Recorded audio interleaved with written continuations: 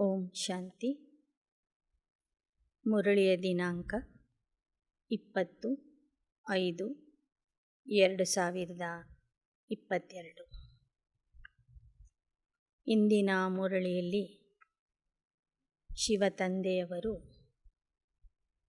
ವಿಶೇಷವಾಗಿ ಒಂದು ಮಾತನ್ನು ತಿಳಿಸ್ತಾ ಇದ್ದಾರೆ. ನಾನು ಬಹುರೂಪಿಯಾಗಿದ್ದೇನೆ. ಅಂದರೆ ಸಂಗಮ ಯುಗದಲ್ಲಿ ಏಕಕಾಲದಲ್ಲಿ ನಾನು ಅನೇಕ ರೀತಿಯ ಕರ್ತವ್ಯಗಳನ್ನು ನಿಭಾಯಿಸುತ್ತೇನೆ.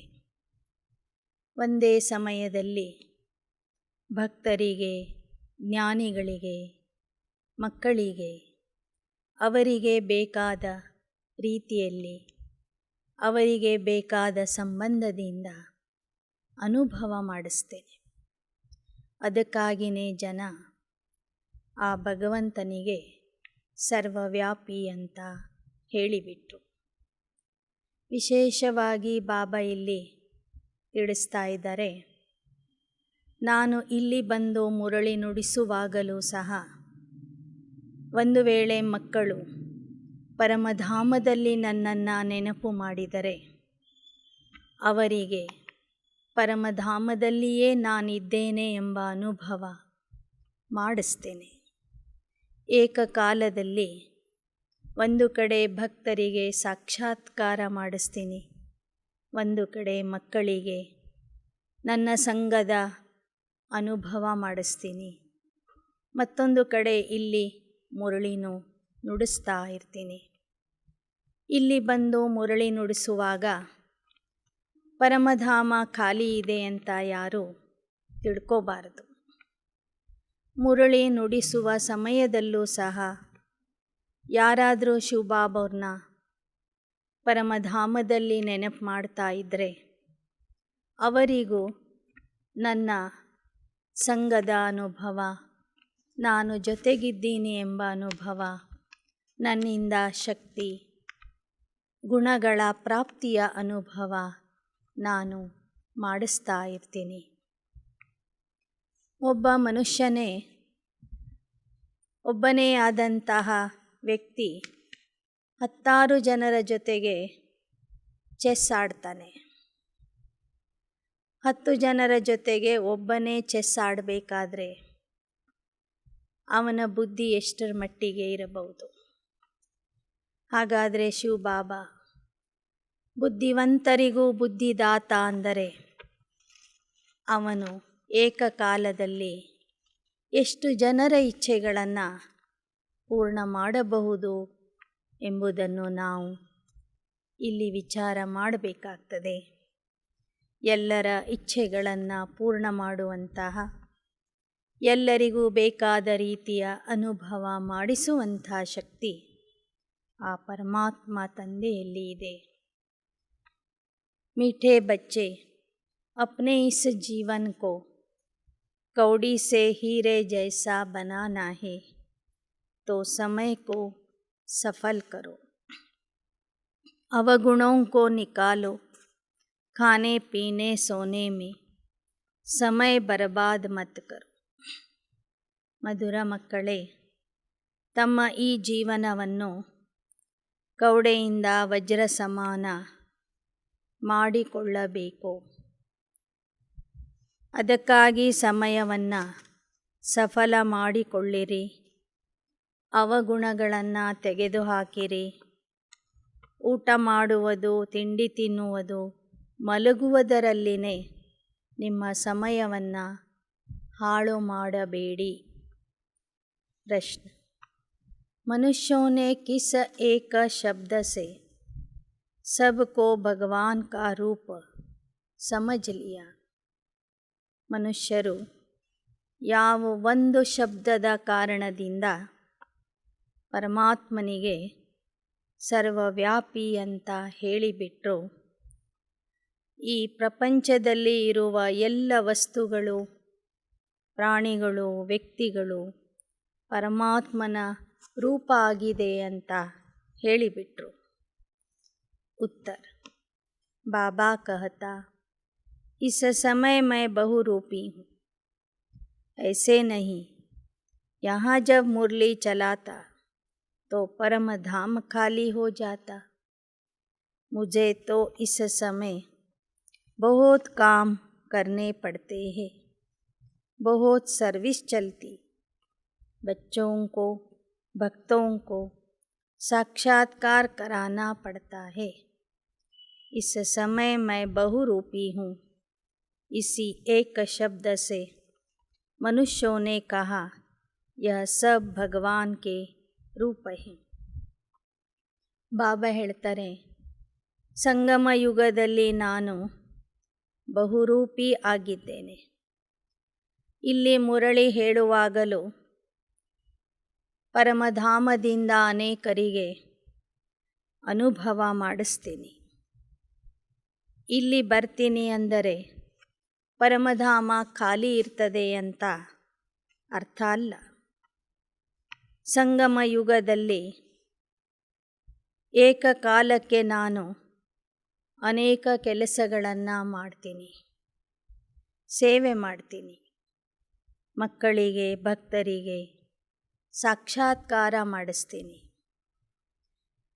1000 ಜನ ಮಕ್ಕಳ ಜೊತೆಗೂ ಸಹ ನಾನು ಇದ್ದೇನೆ ಎಂಬ ಅನುಭವ ಮಾಡಿಸ್ತೀನಿ. ಹೀಗೆ ಈ ಸಮಯದಲ್ಲಿ ನಾನು ಬಹುರೂಪಿಯಾಗಿ ಎಲ್ಲ ಸಂಬಂಧಗಳನ್ನು ಮಕ್ಕಳ ಜೊತೆಗೆ ನಿಭಾಯಿಸ್ತೀನಿ. ಈ ಬಹುರೂಪಿ ಎಂಬ ಶಬ್ದದಿಂದ ಮನುಷ್ಯರು ಪರಮಾತ್ಮ ಎಲ್ಲ ಕಡೆಗೂ ಇದ್ದಾನೆ ಅಂತ ಹೇಳಿಬಿಟ್ರು. ಎಲ್ಲವೂ ಕೂಡ ಭಗವಂತನ ರೂಪ ಆಗಿದೆ. ಎಲ್ಲ ವಸ್ತುಗಳು, ಪ್ರಾಣಿಗಳು, ವ್ಯಕ್ತಿಗಳು, ಈ ಪ್ರಪಂಚನೇ ಭಗವಂತನ ರೂಪ ಆಗಿದೆ. ಎಲ್ಲರೂ ಭಗವಂತನ ರೂಪ ಆಗಿದ್ದಾರೆ ಅಂತ ತಿಳಿಸಿಬಿಟ್ರು. ಪ್ರಶ್ನೆ, बाप की किस श्रीमत को पालन करने वाले बच्चे सपूत है? ತಂದೆಯ ಯಾವ ಶ್ರೀಮತವನ್ನು ಪಾಲನೆ ಮಾಡುವಂಥ ಮಕ್ಕಳು ಸುಪುತ್ರ ಆಗಿರ್ತಾರೆ. बाबा कहते, बच्चे कभी भी डिससर्विस न करो. टाइम बहुत वैल्यूएबल है, इसे सोने में न गवाओ. कम से कम 8 घंटा मेरे खातिर दो. यह श्रीमत पालन करने वाले सपूत है. ಬಾಬಾ ಹೇಳ್ತಾರೆ, ಯಾವತ್ತೂ ಅಪಪ್ರಚಾರ ಮಾಡಬೇಡಿ. ಸಮಯ ಬಹಳ ಅಮೂಲ್ಯ ಆಗಿದೆ. ಇದನ್ನು ನಿದ್ದೆ ಮಾಡೋದರಲ್ಲಿ ಕಳಿಬೇಡಿ. ಕಡಿಮೆ ಅಂದರೆ 8 ಗಂಟೆ ಸಮಯ ನನಗಾಗಿ ನೀವು ಕೊಡಬೇಕು. ಈ ಶ್ರೀಮತದ ಪಾಲನೆ ಮಾಡುವಂಥ ಮಕ್ಕಳೇ ಸುಪುತ್ರ ಆಗಿರ್ತಾರೆ. ಯಾರು ಸಮಯದ ಮಹತ್ವವನ್ನು ಅರಿತು 8 ಗಂಟೆಯ ಸಮಯ ಪುರುಷಾರ್ಥ ಮಾಡಲಿಕ್ಕೆ ಕೊಡ್ತಾರೆ, ಅವರೇ ಸುಪುತ್ರರು. ಗೀತ್, ತೂನೆ ರಾತ ಗವಾಯಿ ಸೋಕೆ ದಿನ ಗವಾಯ ಖಾಕೆ. ಇಂದಿನ ಮನುಷ್ಯ ರಾತ್ರಿಯೆಲ್ಲ ನಿದ್ದೆ ಮಾಡೋದರಲ್ಲಿ ಕಳೀತಾ ಇದ್ದಾನೆ, ಹಗಲೆಲ್ಲ ಊಟ ಮಾಡೋದರಲ್ಲಿ ಕಳೀತಾ ಇದ್ದಾನೆ. ಅಂದರೆ ಆ ಹೊಟ್ಟೆ ಪೋಷಣೆಗಾಗಿ ದುಡಿಯೋದ್ರಲ್ಲಿನೇ ಕಳೀತಾ ಇದ್ದಾನೆ. ಓಂ ಶಾಂತಿ. बच्चों को बाप समझा रहे हैं, बच्चे जानते हैं हम सब एक बाप के बच्चे हैं. हमारे शरीर का बाप तो है ही शारीरिक, लेकिन आत्मा जो अशरीरी है उसका बाप भी ಅಶರೀರಿ. ನಮ್ಮ ದೇಹಕ್ಕೆ ಒಬ್ಬರು ತಂದೆ ಇದ್ದಾರೆ, ಅವರು ದೈಹಿಕ ತಂದೆ.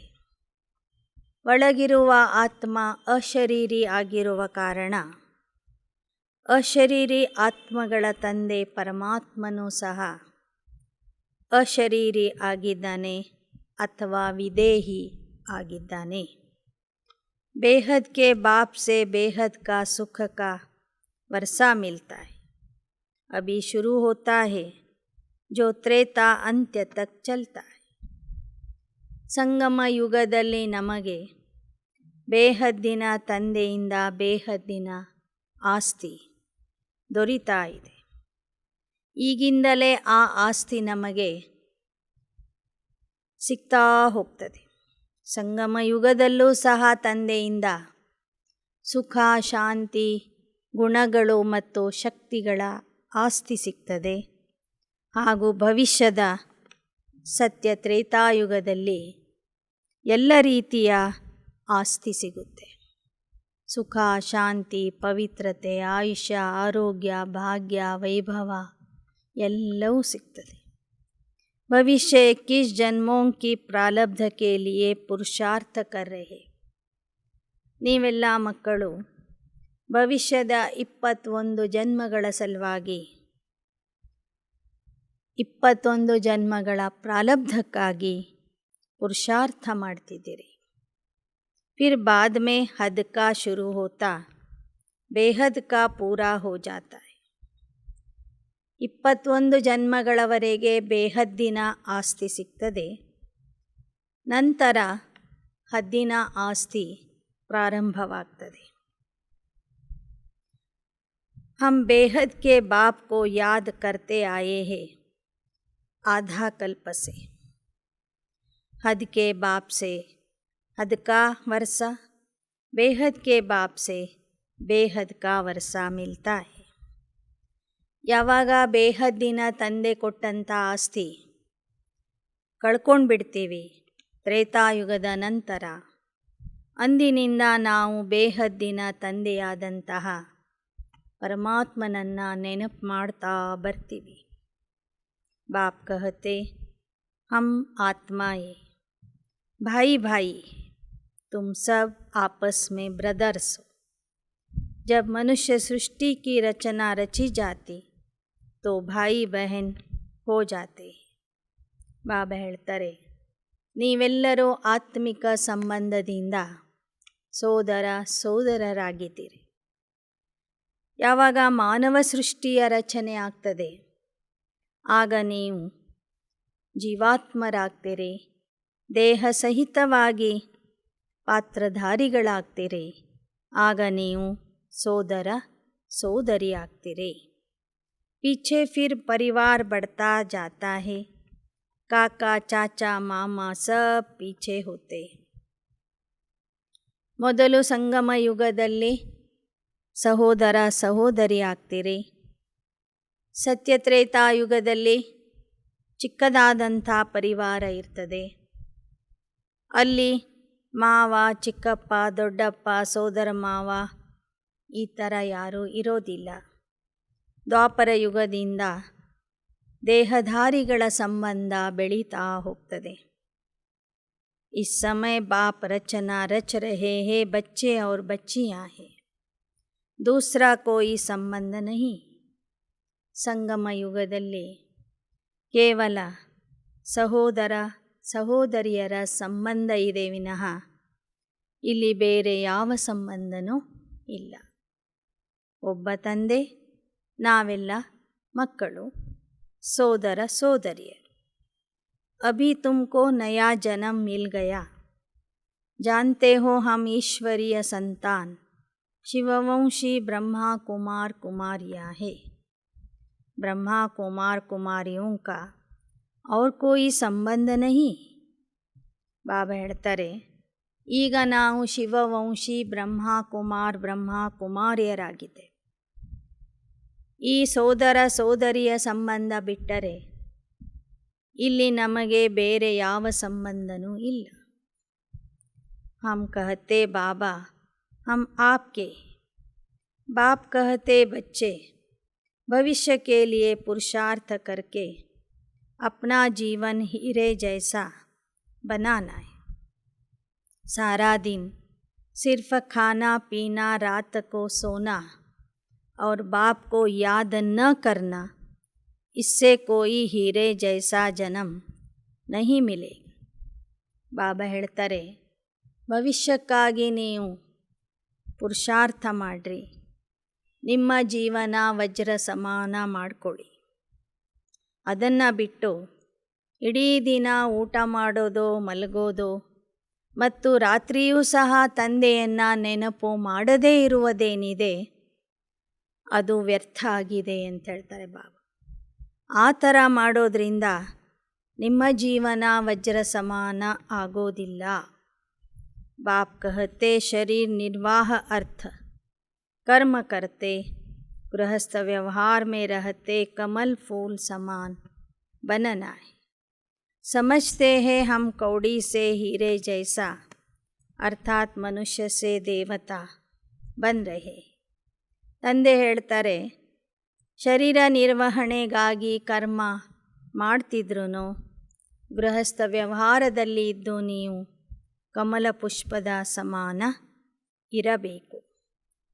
ಕೌಡೆಯಿಂದ ವಜ್ರ ಅಂದರೆ ಮನುಷ್ಯರಿಂದ ದೇವತಾ ಆಗಲಿಕ್ಕಾಗಿಯೇ ನಾವಿಲ್ಲಿ ಬಂದಿದ್ದೇವೆ. ಮನುಷ್ಯೋं में बहुत अवगुण है, इसलिए गाते देवताओं के आगे आप सर्वगुण संपन्न हम पापी नीचे है. ಇಂದಿನ ಮನುಷ್ಯರಲ್ಲಿ ಅವಗುಣಗಳು ಇರುವ ಕಾರಣ ದೇವತೆಗಳ ಮುಂದೆ ಹೋಗಿ ಇವರು ಹಾಡ್ತಾ ಇದ್ದಾರೆ, ನೀವು ಸರ್ವಗುಣ ಸಂಪನ್ನರು, ನಾವು ಪಾಪಾತ್ಮರು, ನೀಚರು ಅಂತ. अब बाप कहते अपने से आसुरी गुणों को निकाल ईश्वरीय दैवी गुण धारण करने. ಈಗ ಬಾಬಾ ಹೇಳ್ತಾರೆ, ನಿಮ್ಮಲ್ಲಿ ಇರುವ ಆಸುರಿ ಗುಣಗಳನ್ನು ತೆಗೆದುಹಾಕಿ ದೈವಿ ಗುಣಗಳನ್ನು धारणे ಮಾಡ್ಕೊಳ್ಳಿ. बाप निराकार है, मनुष्य सृष्टि का बीज रूप, वह सत्य है, चैतन्य है, ज्ञान का सागर है. ಬಾಬಾ ನಿರಾಕಾರ ಇದ್ದಾರೆ, ಮನುಷ್ಯ ಸೃಷ್ಟಿಯ ಬೀಜ ರೂಪ ಆಗಿದ್ದಾರೆ, ಸತ್ಯ, ಚೈತನ್ಯ, ಜ್ಞಾನದ ಸಾಗರ ಆಗಿದ್ದಾರೆ. अभी जो तुम यह सुनते हो यह ज्ञान फिर प्राय लोप हो जाएगा. ಈಗ ನೀವೇನು ಈ ಎಲ್ಲ ವಿಚಾರಗಳನ್ನು ಕೇಳ್ತಾ ಇದ್ದೀರಿ, ಜ್ಞಾನ ಕೇಳ್ತಾ ಇದ್ದೀರಿ. ಈ ಜ್ಞಾನ ಮುಂದೆ ಭವಿಷ್ಯದಲ್ಲಿ ಪ್ರಾಯ ಲೋಪ ಆಗಿಬಿಡ್ತದೆ. ಫಿರ್ ಭಕ್ತಿ ಮಾರ್ಗ ಮೇ ಇಸ್ಕೆ ಶಾಸ್ತ್ರ ಬನೇಗಿ. ನಂತರ ಭಕ್ತಿ ಮಾರ್ಗದಲ್ಲಿ ಈ ಜ್ಞಾನದ ಆಧಾರದಿಂದ ಶಾಸ್ತ್ರಗಳನ್ನು ರಚನೆ ಮಾಡ್ತೀರಿ. भक्ति मार्ग में यह सुनाते आए कि पानी में स्नान करने से पाप भस्म हो जाएंगे, परंतु पानी से तो पावन नहीं बन सकते. अगर ऐसा होता तो फिर पतित पावन बाप को याद क्यों करते? पाप तो बाप की याद से भस्म होते. ಭಕ್ತಿ ಮಾರ್ಗದಲ್ಲಿ ಹೇಳ್ತಾ ಬಂದರು, ನದಿಯಲ್ಲಿ ಮುಳುಗೋದ್ರಿಂದ ಪಾಪಗಳು ಭಸ್ಮ ಆಗ್ತವೆ ಅಂತ. ಆದರೆ ಬಾಬಾ ಹೇಳ್ತಾರೆ, ಸ್ಥೂಲವಾದ ನೀರಿನಿಂದ ಆತ್ಮ ಪಾವನ ಆಗೋದಿಲ್ಲ. ಒಂದು ವೇಳೆ ಸ್ಥೂಲವಾದ ನೀರಿನಿಂದ ಆತ್ಮ ಪಾವನ ಆಗೋದಾಗಿದ್ದರೆ ಎಲ್ಲರೂ ಆ ಪತಿತ ಪಾವನ ತಂದೆಗೆ ಯಾಕೆ ನೆನಪು ಮಾಡ್ತಿದ್ರು, ಯಾಕೆ ಕರೀತಿದ್ರು? ವಾಸ್ತವಿಕವಾಗಿ ತಂದೆಯ ನೆನಪಿನಿಂದ ಮಾತ್ರ ಆತ್ಮನ ಪಾಪಗಳು ಭಸ್ಮ ಆಗ್ತವೆ. ಲೇಕಿನ್ ಕುಚ್ ಸಮಜ್ತೆ ನಹಿ. ಆದರೆ ಮನುಷ್ಯರು ಏನೂ ಸಹ ತಿಳ್ಕೊಳ್ತಾನೇ ಇಲ್ಲ. ಸಮಜ್ದಾರ್ और ಬೇಸಮझ यह भी एक नाटक बना हुआ है.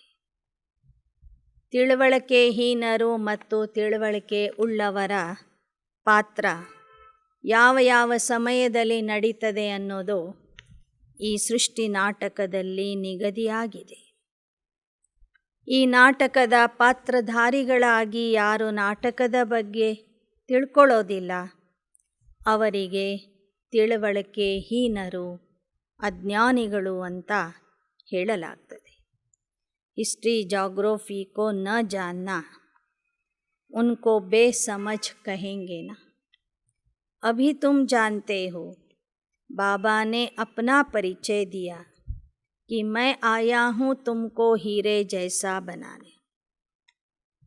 ಈಗ ಸ್ವತಃ ಪರಮಾತ್ಮನೇ ಬಂದು ತಮ್ಮ ಪರಿಚಯ ಕೊಡ್ತಾರೆ, ಹೇಳ್ತಾರೆ, ನಾನು ಬಂದಿದ್ದೀನಿ ನಿಮ್ಮನ್ನು ವಜ್ರ ಸಮಾನ ಮಾಡಲಿಕ್ಕೆ। ऐसे नहीं यहाँ से सुनकर गए, खाया पिया, जैसे आगे चलते थे वैसे चले, वह तो कौड़ी जैसे लाइफ थी। ಇಲ್ಲಿ ಬಂದು ಜ್ಞಾನ ಕೇಳೋದು, ಮನೆಗೆ ಹೋದ ನಂತರ ಊಟ ಮಾಡೋದು, ತಿಂಡಿ ತಿನ್ನೋದು, ಮಲಗೋದ್ರಲ್ಲಿನೇ ಕಾಲ ಕಳೆದ್ರೆ ಅದು ಕೌಡೆ ಸಮಾನ ಜೀವನ ಆಯಿತು। ದೇವತಾओं की हीरे जैसे लाइफ थी, ದೇವತೆಗಳ ಜೀವನ ವಜ್ರ ಸಮಾನ ಆಗಿತ್ತು। ಆ ಥರ ಆಗಲಿಕ್ಕಾಗಿ ನೀವಿಲ್ಲಿ ಬಂದಿದ್ದೀರಿ। तुमको यह भी मालूम नहीं था कि 84 जन्म कैसे ली। अब मैं बताता, अभी तुम औरों को भी समझाने लायक बनते हो। ನಿಮಗೆ ನಿಮ್ಮ ಪರಿಚಯ ಗೊತ್ತಿರಲಿಲ್ಲ। 84 ಜನ್ಮಗಳಲ್ಲಿ ಯಾವ ಥರ ಪಾತ್ರ ಮಾಡ್ತೀರಿ ಅಂತಲೂ ಗೊತ್ತಿರಲಿಲ್ಲ। ನಾನು ಬಂದು ಈಗ ತಿಳಿಸ್ತಾ ಇದ್ದೀನಿ। ಈಗ ನೀವು ಈ ಜ್ಞಾನ ತಿಳ್ಕೊಂಡ ನಂತರ ಜನರಿಗೂ ತಿಳಿಸಬೇಕು। ಜನರಿಗೆ ತಿಳಿಸುವಂಥ ಯೋಗ್ಯತೆ ನಿಮ್ಮಲ್ಲಿ ಬರಬೇಕು। ಜ್ಞಾನ ಹೇಳಲಿಕ್ಕೆ ನೀವು ಲಾಯಕ ಆಗಬೇಕು। ऐसे नहीं घर में जाने से फिर वही पुरानी चाल हो जाए। बाप समझदार बनाते हैं तो फिर औरों को समझानी देनी चाहिए। ತಂದೆ ನಿಮಗೆ ಜ್ಞಾನಿಗಳನ್ನಾಗಿ ಮಾಡ್ತಾ ಇದ್ದಾರೆ, ತಿಳುವಳಿಕೆ ಉಳ್ಳವರನ್ನಾಗಿ ಮಾಡ್ತಿದ್ದಾರಂದರೆ ನೀವು ಜನರಿಗೆ ಆ ಜ್ಞಾನವನ್ನು ತಿಳಿಸಬೇಕು। ಕೇವಲ ಇಲ್ಲಿ ಬಂದು ಮುರಳಿ ಕೇಳಿ ಮನೆಗೆ ಹೋಗಿ ಮಲ್ಕೊಳ್ಳೋದಲ್ಲ, ಸೇವೆ ಮಾಡಬೇಕು ಅಂತ ಹೇಳ್ತಿದ್ದಾರೆ ಬಾ। ಶಿಕ್ಷಾ ಪಾಕರ್ ಫಿರ್ ಔರೋಂ ಕೋ ಶಿಕ್ಷಾ ದೋ। ಇಲ್ಲಿಯ ಶಿಕ್ಷಣ ಪಡ್ಕೊಂಡ ನಂತರ ನೀವು ಅನೇಕರಿಗೆ ಈ ಶಿಕ್ಷಣವನ್ನು ಕೊಡಬೇಕು। बाप का परिचय देने के लिए जाना पड़ता है। बेहद का बाप तो सबका एक ही है। सभी धर्म वाले उनको पुकारते हैं, हे परमात्मा, हे प्रभु। ऐसे कोई नहीं होगा जो परमात्मा को याद नहीं करता होगा। ಬೇಹದ್ದಿನ ತಂದೆ ಸರ್ವರಿಗೂ ತಂದೆ ಆಗಿದ್ದಾರೆ ಅನ್ನೋದನ್ನು ಎಲ್ಲರಿಗೂ ತಿಳಿಸ್ರಿ। ಎಲ್ಲ ಧರ್ಮದವರು ಸಹ ಅವನನ್ನು ನೆನಪು ಮಾಡ್ತಾರೆ। ಹೇ ಪರಮಾತ್ಮ, ಭಗವಂತ, ಪ್ರಭು, ಈಶ್ವರ ಅಂತ ಕರೀತಾರೆ। ಪ್ರಪಂಚದಲ್ಲಿ ಅವನನ್ನು ನೆನಪು ಮಾಡದೇ ಇರ್ತಕ್ಕಂಥವರು ಒಬ್ಬರೂ ಇಲ್ಲ ಅಂತ ಹೇಳ್ತಾರೆ ಬಾ। एक को सभी याद करते क्योंकि सभी धर्म वालों का बाप एक ही है। बाप से वर्षा पाने के सभी हकदार है। ಬಾಬಾ ಹೇಳ್ತಾರೆ, ಎಲ್ಲ ಧರ್ಮದವರು ಅವನನ್ನು ನೆನಪು ಮಾಡ್ತಾರೆ। ಯಾಕೆ ಅಂದರೆ ಅವನು ಎಲ್ಲ ಧರ್ಮದವರಿಗೂ ತಂದೆ ಆಗಿದ್ದಾನೆ। ಅವನ ಆಸ್ತಿಯ ಮೇಲೆ ಎಲ್ಲರಿಗೂ ಅಧಿಕಾರ ಇದೆ। वर्षे पर भी समझाना है कि बाप कौन सा वर्षा देते। ಆಸ್ತಿಯ ಬಗ್ಗೆನೂ ತಿಳಿಸಬೇಕು, ಪರಮಾತ್ಮ ಕೊಡುವ ಆಸ್ತಿ ಯಾವುದು ಅಂತ। मुक्ति और जीवन मुक्ति, यहाँ तो सब जीवन बंधन में। बाप आकर रावण के बंधन से छुड़ाते। ಪರಮಾತ್ಮನ ಆಸ್ತಿ ಯಾವುದು ಅಂತನೂ ತಿಳಿಸಬೇಕು। ಮುಕ್ತಿ ಮತ್ತು ಜೀವನ ಮುಕ್ತಿಯೇ ತಂದೆ ಕೊಡುವ ಆಸ್ತಿಯಾಗಿದೆ। ಈ ಸಮಯದಲ್ಲಿ ಎಲ್ಲರೂ ಜೀವನ ಬಂಧನದಲ್ಲಿ ಇದ್ದಾರೆ, ರಾವಣನ ಬಂಧನದಲ್ಲಿ ಇದ್ದಾರೆ। ಪರಮಾತ್ಮ ಬಂದು ಆ ಬಂಧನದಿಂದ ಎಲ್ಲರನ್ನೂ ಬಿಡಿಸ್ತಾರೆ. ಯಹ ತೋ ಸಬ್ ರಾವಣ ರಾಜ್ಯ ಮೇ ಹೈ, ದೇಹ ಅಭಿಮಾನಿ ಹೈ, ದೇವತಾಯೇ देही अभिमानी होने से जानते हैं हम आत्मा एक शरीर छोड़ दूसरा लेते हैं. ಈ ಸಮಯದಲ್ಲಿ ಎಲ್ಲರೂ ರಾವಣ ರಾಜ್ಯದಲ್ಲಿ ಇದ್ದಾರೆ, ದೇಹ ಅಭಿಮಾನಿಯಾಗಿದ್ದಾರೆ. ದೇವತೆಗಳು ಮಾತ್ರ ಆತ್ಮ ಅಭಿಮಾನಿಯಾಗಿರ್ತಾರೆ. ಆ ಕಾರಣದಿಂದ ಅವರಿಗೆ ತಿಳಿತದೆ ನಾವು ಒಂದು ಶರೀರ ಬಿಟ್ಟು ಇನ್ನೊಂದು ಶರೀರದಲ್ಲಿ ಹೋಗ್ತೇವೆ ಅಂತ. ದೇಹ ಬಿಡುವಾಗ ಅವರಿಗೆ ಗೊತ್ತಾಗ್ತದೆ. ಹಗೂರತೆಯಿಂದ ಖುಷಿಯಿಂದ ಒಂದು ದೇಹ ಬಿಡ್ತಾರೆ, ಮತ್ತೊಂದು ದೇಹವನ್ನು ಪಡ್ಕೊಳ್ತಾರೆ. ಸಿರ್ಫ ಪರಮಾತ್ಮ ಕೋ ನಹಿ ಜಾನ್ತೆ. ಆದರೆ ದೇವತೆಗಳು ಪರಮಾತ್ಮನನ್ನು ತಿಳ್ಕೊಂಡಿರೋದಿಲ್ಲ. ನ ಸೃಷ್ಟಿ ಚಕ್ರ ಕೋ ಜಾನ್ತೆ.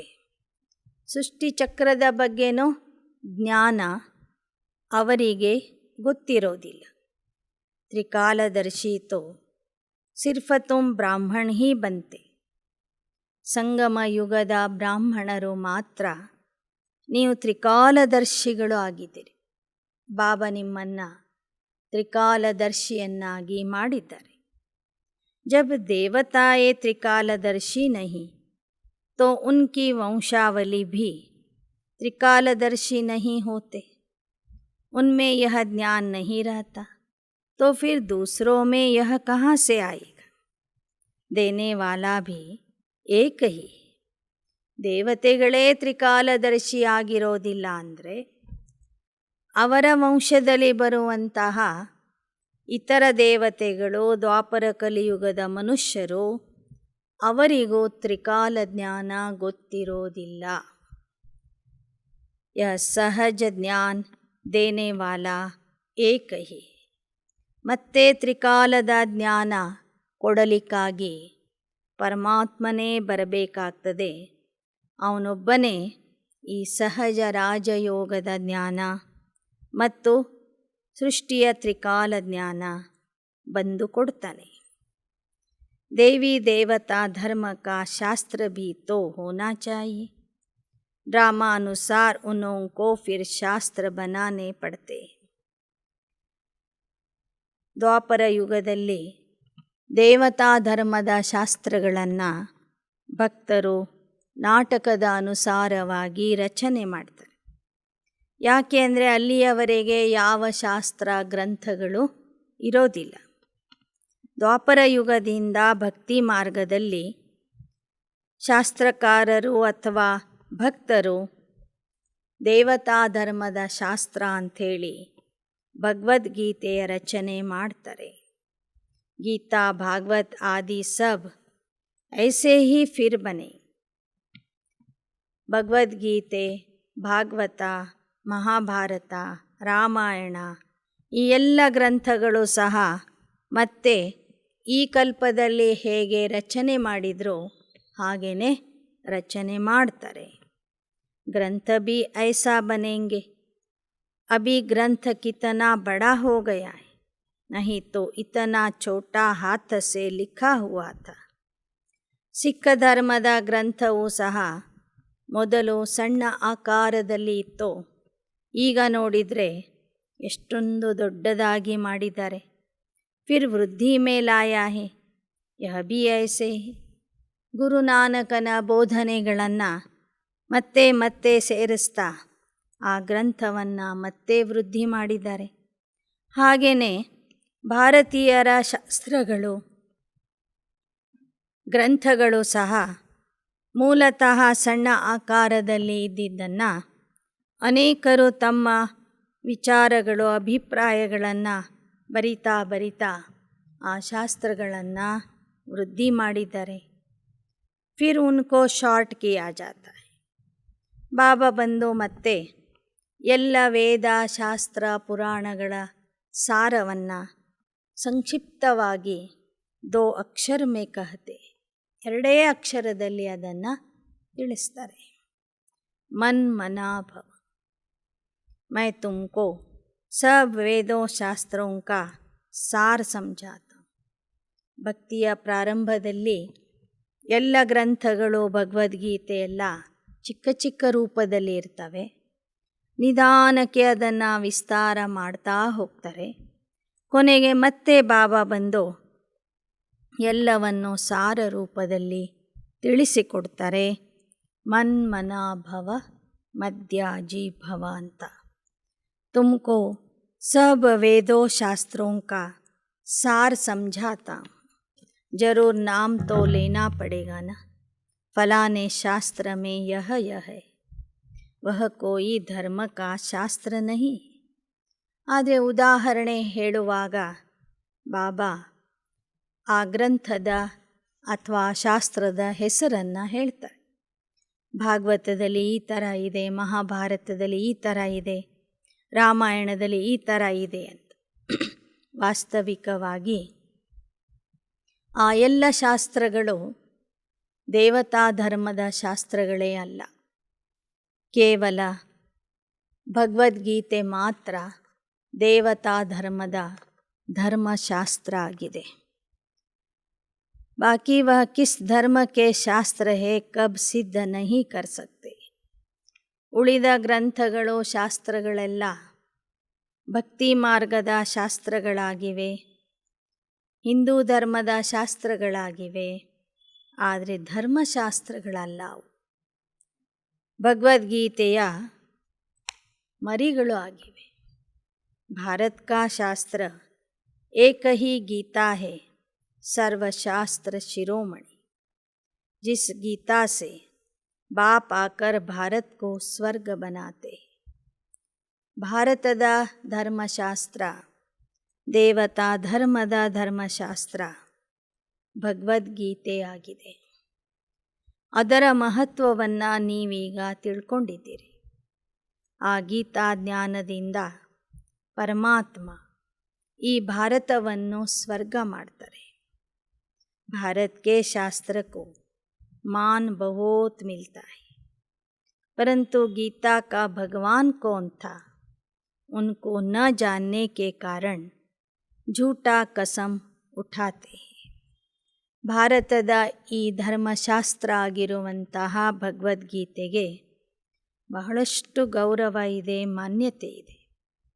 ಆದರೆ ಅದನ್ನು ಹೇಳಿದವರು ಯಾರು ಅಂತ ಎಲ್ಲರೂ ಮರ್ತು ಬಿಟ್ಟಿದ್ದಾರೆ.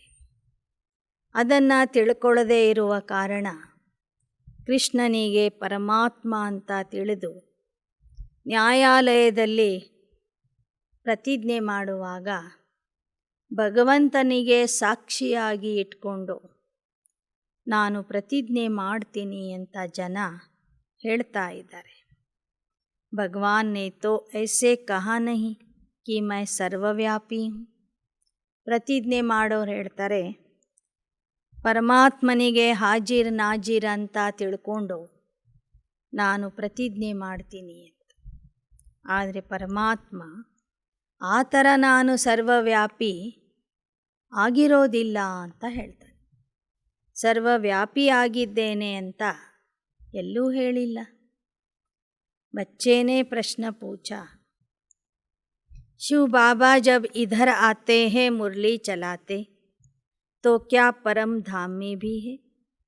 बाबा कहते इस समय हमको बहुत काम करने पड़ते हैं. ಒಬ್ಬರು ಪ್ರಶ್ನೆ ಕೇಳಿದರು, ಶಿವಬಾಬಾ ಮಧುಬನದಲ್ಲಿ ಬಂದು ಮುರಳಿ ನುಡಿಸುವಾಗ ಪರಮಧಾಮ ಖಾಲಿ ಇರ್ತದೇನು?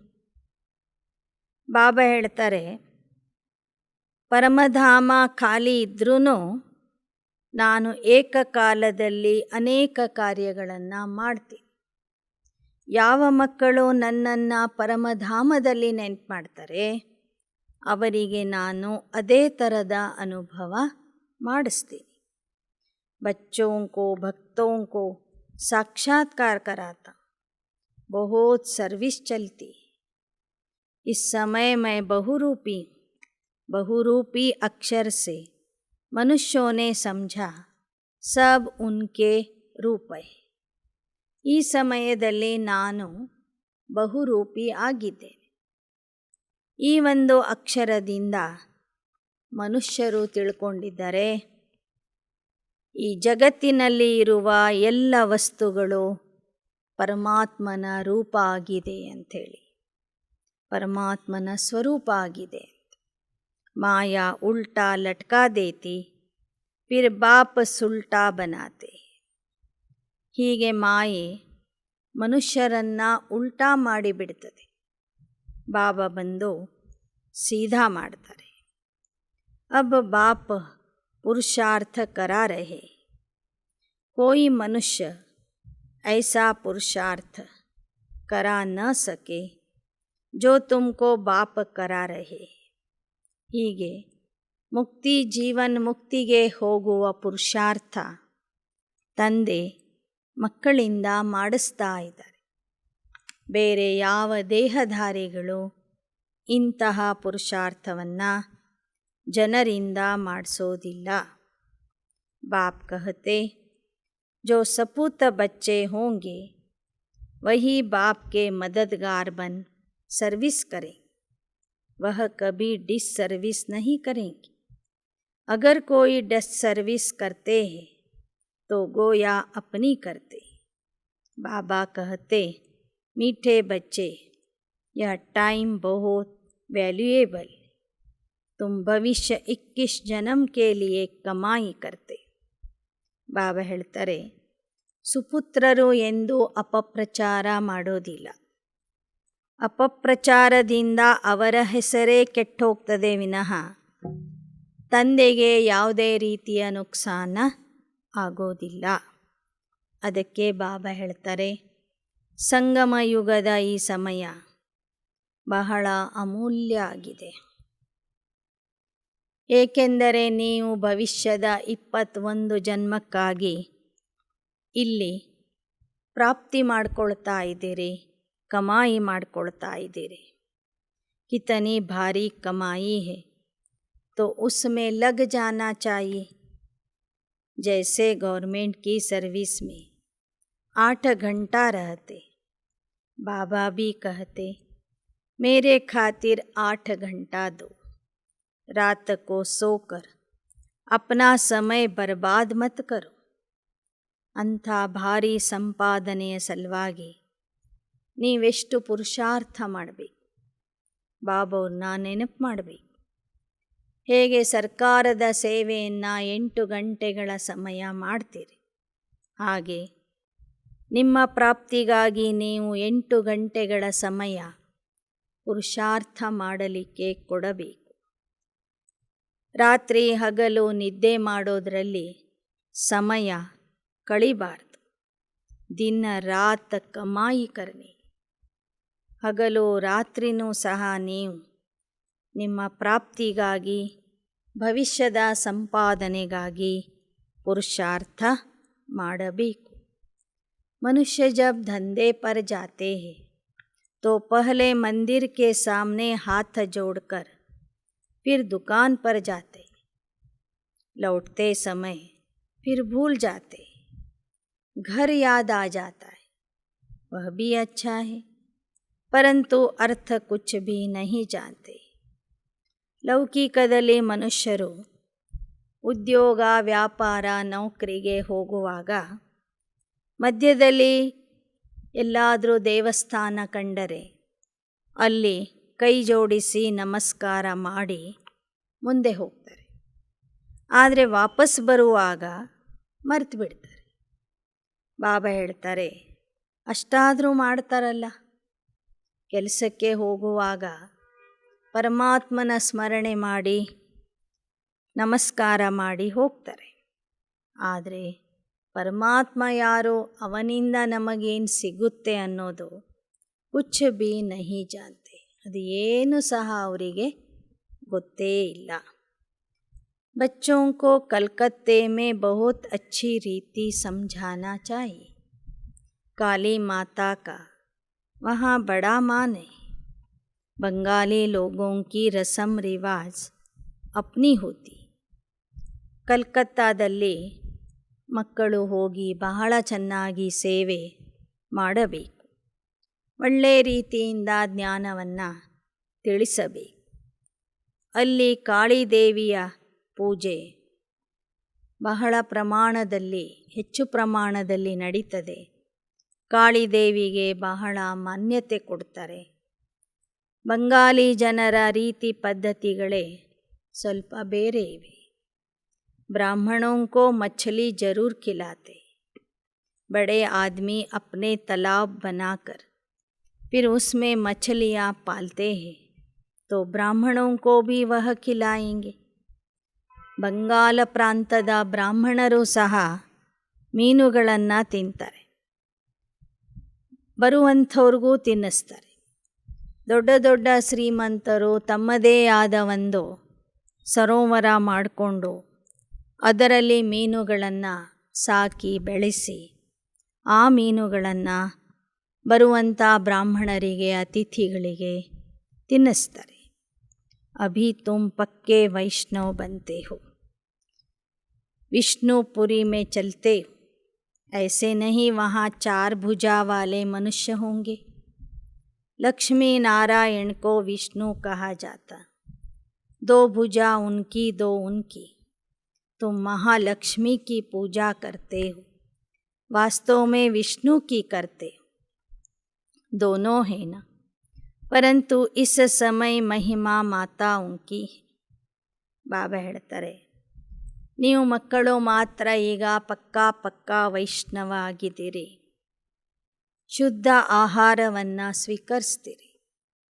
ನೀವು ವಿಷ್ಣು ಪುರಿಗೆ ಹೋಗ್ತಾ ಇದ್ದೀರಿ. ವಿಷ್ಣು ಮತ್ತು ಮಹಾಲಕ್ಷ್ಮಿ ಅಂದರೆ ಲಕ್ಷ್ಮೀನಾರಾಯಣರ ಸಂಯುಕ್ತ ರೂಪ ಆಗಿದೆ. ಈ ಸಂಗಮ ಯುಗದಲ್ಲಿ ಮಾತೆಯರ ಮಹತ್ವ ಜಾಸ್ತಿ ಇದೆ. ಆದ್ದರಿಂದ ಮಹಾಲಕ್ಷ್ಮಿಯಗಿಂತ ಜಗದಂಬೆಯ ಪೂಜೆ ಜಾಸ್ತಿ ನಡೀತದೆ. लक्ष्मी का भी नाम गाया हुआ है, लेकिन बाप आकर माताओं द्वारा सबको सद्गति देते हैं. जगत अम्बा फिर राजराजेश्वरी बनती है, माँ की पूजा होती है. वास्तव में जगत अम्बा तो एक है ना. ಬಾಬಾ ಹೇಳ್ತಾರೆ, ಸಂಗಮ ಯುಗದಲ್ಲಿ ಬಾಬಾ ಮಾತೆಯರ ಮೂಲಕ ಸರ್ವರಿಗೂ ಸದ್ಗತಿ ಕೊಡುವಂಥ ಸೇವೆ ಮಾಡಿಸ್ತಾರೆ. ಆ ಕಾರಣದಿಂದ ಜಗದಂಬೆಯ ಜೊತೆಗೆ ಅನೇಕ ಮಾತೆಯರ ಅಥವಾ ಕುಮಾರಿಯರ ಪೂಜೆಯೂ ಸಹ ಭಕ್ತಿ ಮಾರ್ಗದಲ್ಲಿ ದೇವಿಯರ ರೂಪದಲ್ಲಿ ನಡೀತಾ ಇದೆ. जगदम्बा एक है, जैसे शिव का एक लिंग बनाते, फिर छोटे छोटे शालिग्राम भी बनाते हैं, वैसे काली के भी छोटे छोटे मंदिर बहुत है. वह जैसे माँ की संतान. ಹೇಗೆ ರುದ್ರ ಯಜ್ಞದಲ್ಲಿ ಶಿವಲಿಂಗದ ಜೊತೆಗೆ ಅನೇಕ ಶಾಲಿಗ್ರಾಮಗಳನ್ನು ಇಟ್ಟು ಪೂಜೆ ಮಾಡ್ತಾರೆ, ತಂದೆಯ ಜೊತೆಗೆ ಮಕ್ಕಳ ಪೂಜೆ ನಡೀತದೆ. ಹಾಗೆಯೇ ಜಗದಂಬೆ ಅಂದರೆ ಕಾಳಿ ಮಾತೆ. ಆ ಥರ ಕಾಳಿ ಮಾತೆಯ ಜೊತೆಗೆ ಇನ್ನು ಅನೇಕ ಚಿಕ್ಕ ಪುಟ್ಟ ದೇವಿಯರ ಮೂರ್ತಿಗಳನ್ನು ಮಾಡಿ ಪೂಜೆ ಮಾಡ್ತಾರೆ. ಆ ಎಲ್ಲ ಚಿಕ್ಕ ಪುಟ್ಟ ದೇವಿಯರು ಅಂದರೆ ಜಗದಂಬೆಯ ಮಕ್ಕಳಾದಂತಹ ನೀವು ಮಾತೆಯರು ಮತ್ತು ಕುಮಾರಿಯರಾಗಿದ್ದೀರಿ. ನೀವೆಲ್ಲರೂ ಜಗದಂಬೆಯ ಮಕ್ಕಳು. ಆ ಕಾರಣದಿಂದ ಜಗದಂಬೆಯ ಜೊತೆಗೆ ನಿಮ್ಮ ಪೂಜೆಯೂ ಸಹ ಭಕ್ತಿ ಮಾರ್ಗದಲ್ಲಿ ನಡೀತದೆ. ಬಾಪ್ ತುಮಕೋ ಅಪ್ನಾ ಬನಾತೆ ಹೇ, ಇಸ್ಕೋ ಹಿ ಬಲಿ ಚಢನಾ ಕಹಾ ಜಾತಾ ಹೇ. ಇನ್ನು ಕಾಳಿದೇವಿಗೆ ಅನೇಕ ಪ್ರಾಣಿಗಳನ್ನು ಬಲಿ ಕೊಡ್ತಾರೆ. ವಾಸ್ತವಿಕವಾಗಿ ಶಿವಬಾಬಾ ನಿಮ್ಮನ್ನು ತಮ್ಮವರನ್ನಾಗಿ ಮಾಡಿಕೊಂಡಿದ್ದಾರೆ. ನೀವೆಲ್ಲ ಕುಮಾರಿಯರು ಮಾತೆಯರು ಶಿವನಿಗೆ ಅರ್ಪಣೆ ಆಗಿದ್ದೀರಿ. ಅದೇ ನಿಜವಾದ ಬಲಿಯಾಗಿದೆ. ತುಮ್ ಬಲಿ ಚढ़ते हो ಉನ್ ಪರ್, ಇಸ್ ಬ್ರಹ್ಮ ಪರ್ ನಹಿ. ನೀವೆಲ್ಲ ಮಾತೆಯರು ಕುಮಾರಿಯರು ಶಿವನಿಗೆ ಬಲಿಯಾಗಿದ್ದೀರಿ ವಿನಃ, ಶಿವನಿಗೆ ಬಲಿ ಆಗ್ತೀರಿ ವಿನಃ ಈ ಬ್ರಹ್ಮನಿಗೆ ಅಲ್ಲ. ನೀವು ಶಿವತಂದೆಗೆ ಅರ್ಪಣೆ ಆಗ್ತೀರಿ ವಿನಃ ಬ್ರಹ್ಮ ಬಾಬೋರಿಗೆ ನೀವು ಅರ್ಪಣೆ ಆಗೋದಿಲ್ಲ. अब बाप समझाते टाइम वेस्ट नहीं करना है, धंधा आदि भल करो, पैसा काफ़ी है खाने के लिए, तो फिर जास्ती माथा क्यों मारते हो?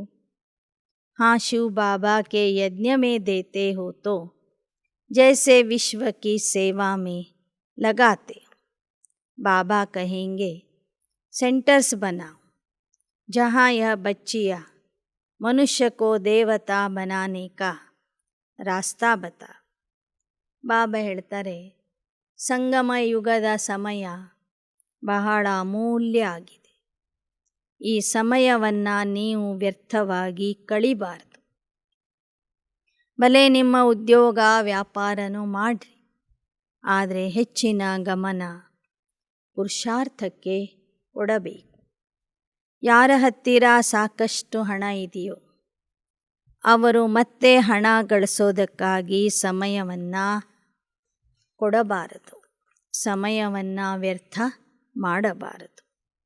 ಇನ್ನೇನು ಗಳಿಸಿದ್ದನ್ನು ಶಿವತಂದೆಯ ಯಜ್ಞಕ್ಕೆ ಕೊಡ್ತೀರಿ ಅಂದರೆ ಅದು ಸಫಲ ಆಗ್ತದೆ. ಹಣ ಇದ್ದವರು ಸೇವಾ ಕೇಂದ್ರಗಳನ್ನು ಸ್ಥಾಪನೆ ಮಾಡ್ತಾ ಹೋಗ್ರಿ.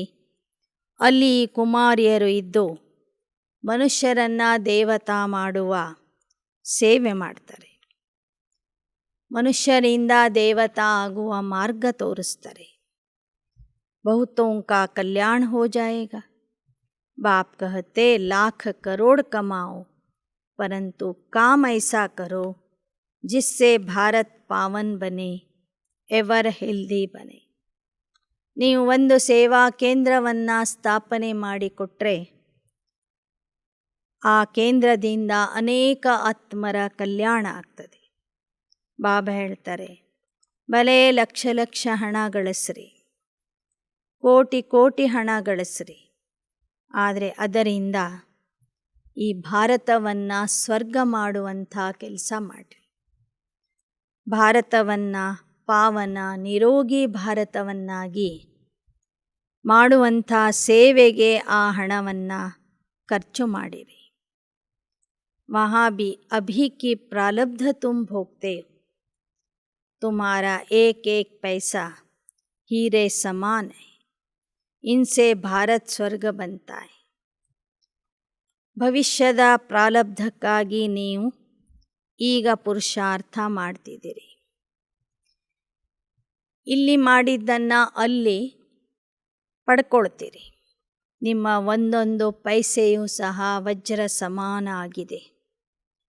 ಆ ಪೈಸೆಯಿಂದ ಭಾರತ ಸ್ವರ್ಗ ಆಗ್ತಿದೆ. ಬಾಕಿ ಜೋ ಬಚೇಗಾ ವಹ ತೋ ಖತಮ್ ಹೋ ಜಾಯೇಗಾ. ಇನ್ನು ನೀವು ಹಾಗೇ ಉಳಿಸ್ಕೊಂಡ್ರೆ ಅದೆಲ್ಲವೂ ಕೊನೆ ಸಮಯಕ್ಕೆ ಖತಮ್ ಆಗಿ ಬಿಡ್ತದೆ. ಜೋ ಕುಛ್ ಪೈಸಾ ಬಚೆ ಇಸ್ ಸರ್ವಿಸ್ ಮೇ ಲಗಾ, ಯಾ ಬಡೇ ತೇ ಬಡಿ ಹಾಸ್ಪಿಟಲ್. ಬಾಬಾ ಹೇಳ್ತಾರೆ, ನಿಮ್ಮ ಹತ್ರ ಏನಿದೆಯೋ ಹಣ ಉಳಿದಿದೆಯೋ ಅದನ್ನು ಸೇವೆಗಾಗಿ ಉಪಯೋಗ ಮಾಡಿ. ಇದು ದೊಡ್ಡಾತಿ ದೊಡ್ಡ ಆಸ್ಪತ್ರೆ ಆಗಿದೆ.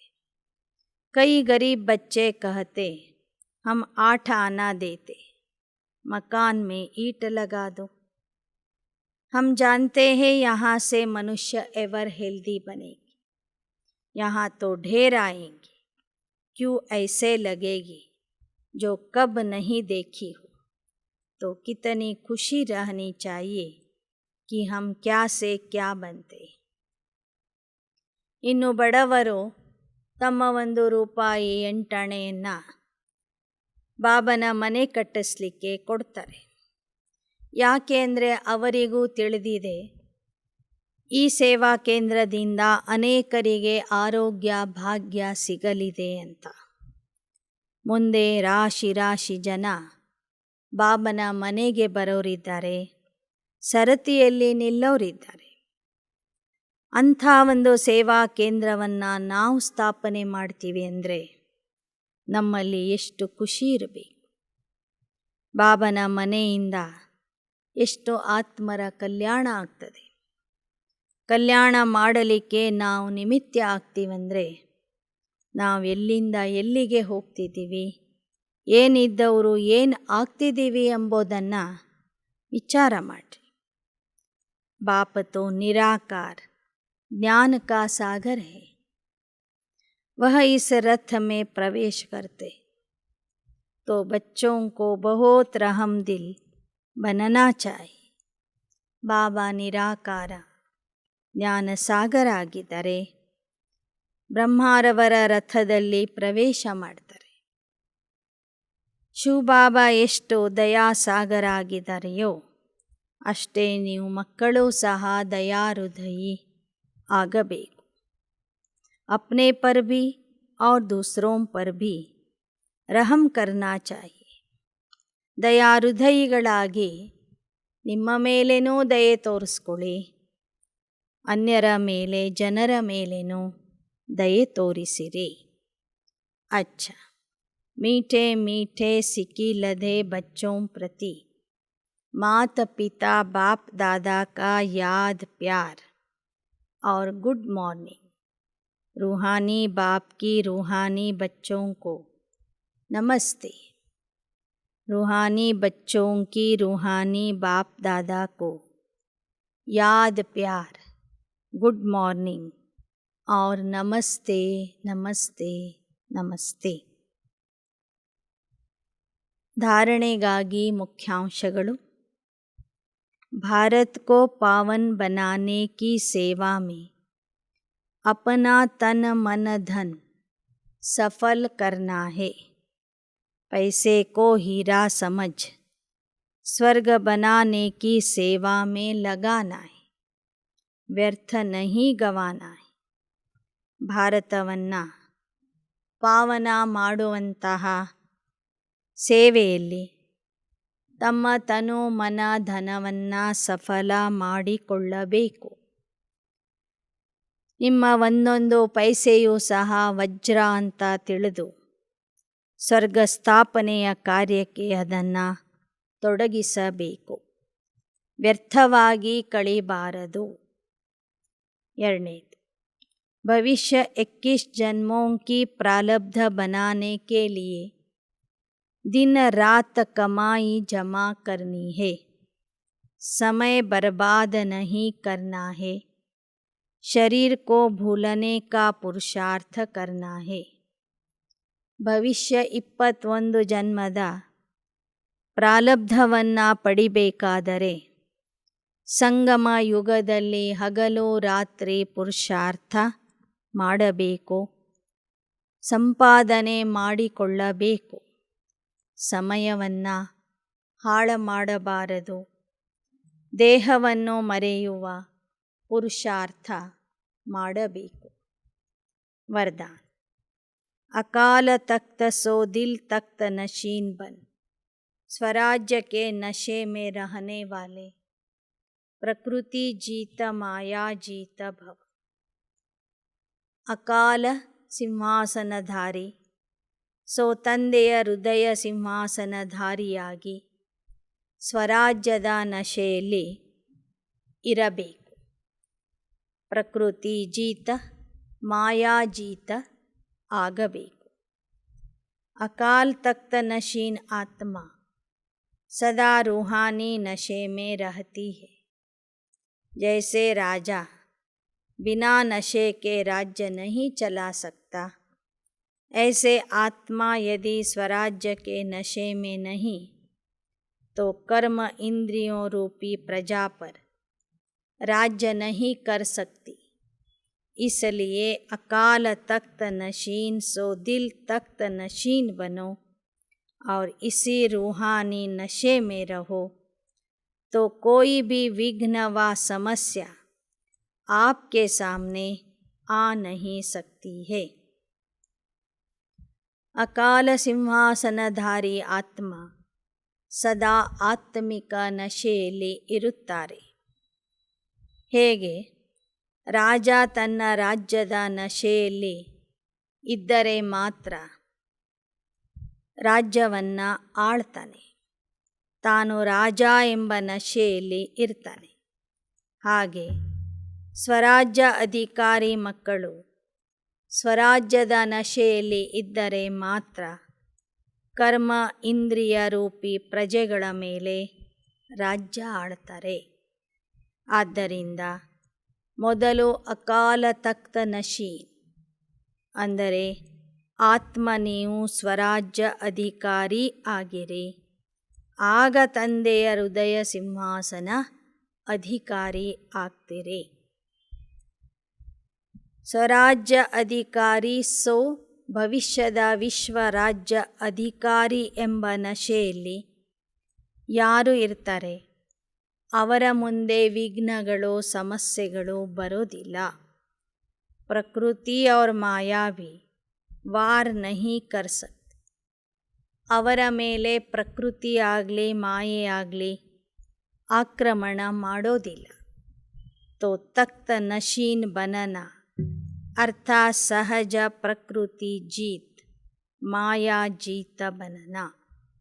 ಹೀಗೆ ಸಂಗಮ ಯುಗದಲ್ಲಿ ಸ್ವರಾಜ್ಯ ಅಧಿಕಾರಿ ಆಗೋದು ಅಂದರೆ ಅಕಾಲ ತಖ್ತ ಅಕಾಲ ಸಿಂಹಾಸನಧಾರಿಯಾಗೋದು, ತಂದೆಯ ಹೃದಯ ಸಿಂಹಾಸನಧಾರಿಯಾಗೋದು ಅಂದ್ರೇ ಭವಿಷ್ಯದಲ್ಲಿ ವಿಶ್ವ ರಾಜ್ಯ ಅಧಿಕಾರಿ ಆಗುವುದು.